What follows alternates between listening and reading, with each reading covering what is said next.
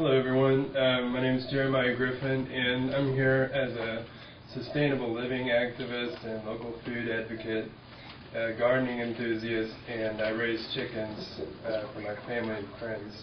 And I'm here to speak against the National Animal ID system. What I have in my hand here is a newspaper story that I found about a snakehead that someone found in their dinner at a TGI Fridays in New York State. And I found this in a Midland, Texas newspaper, and I thought, that's kind of odd that this kind of insignificant incident that happened in New York was reported in a Texas newspaper. And I thought, why is that? Well, for one, it's bizarre, and that kind of stuff just makes the news. But also it's because people care about food safety and like what they're putting into their bodies. And at a time like right now when cancer is on the rise, we've got all kinds of disease that are on the upswing. People are starting to scrutinize the causes of these things. What's causing these cancers? And many people are looking at, well, what's been introduced into the human diet in recent history? And you've got genetically modified foods, antibiotics, growth hormones, and pesticides. And these are the suspects that we're looking at.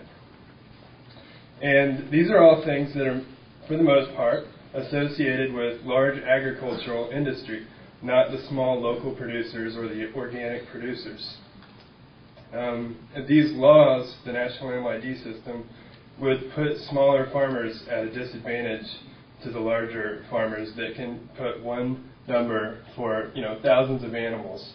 And that's just a simple economic barrier it discourages it does the exact opposite of what it should be doing, which should be encouraging sustainable food production, like free-range chickens and grass-fed beef.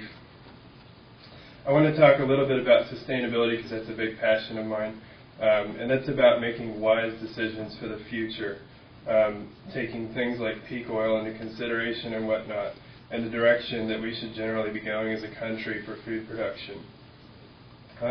I live in East Austin, which, if you're not familiar, that's typically the poor side of town. People are at an economic disadvantage for the most part over there. And where I live, it's very common for people to have their own chickens and have gardens, and they do that a lot of times for economic reasons, but also because people are waking up to these chemicals and pesticides and hormones that are going in our food, and they're concerned about that. So, but it's also sustainable.